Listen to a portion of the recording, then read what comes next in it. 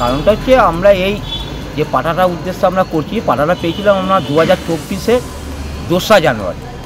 তো আজ 2025 2রা জানুয়ারি, তার 1 বছর পূর্তি হলো। তো তার এই পূর্তি উপলক্ষে আমরা আজকে তার জন্মদিন পালন করি। সব পশুদেরই তো জন্মদিন সবাই পালন করে, কুকুর, বিড়াল, খরগোশ থেকে আরম্ভ করে।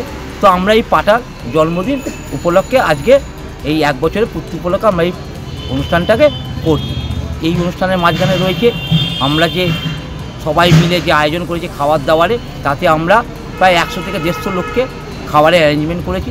সেই খাবারের মেনুতে আমাদের রয়েছে ভাত, ভেজ ডাল, চিপস, মুরগির মাংস, তার সঙ্গে আছে চাটনি, পাঁপড়, মিষ্টি। তো আমরা চেয়ার টেবিলে বসিয়ে তাদেরকে খাওয়ানোর সব ব্যবস্থা করি। আমাদের সব বন্ধুবান্ধবরা যারা আছে তাদের সব সহযোগিতায় আমরা এই অনুষ্ঠানটাকে সাফল্যমণ্ডিত করেছিলাম। সবারই জীবনে কি চলার পথে কিছু লাগে, তো সেই জায়গাটা তো সবাইকেই তো দেওয়া উচিত। তো আমরা সেই উদ্দেশ্যে একটা নিলাম সবাই মিলে, যে মানুষের চিন্তাভাবনা থেকে আমরা একটু বিরল চিন্তাভাবনায় চলে গেলাম, যে মানুষ যাতে সব বিষয়কে নিয়ে ভাবনা চিন্তা করে। সেই কারণে আমরা আজকে এই প্রতিশ্রুতিটা নিই।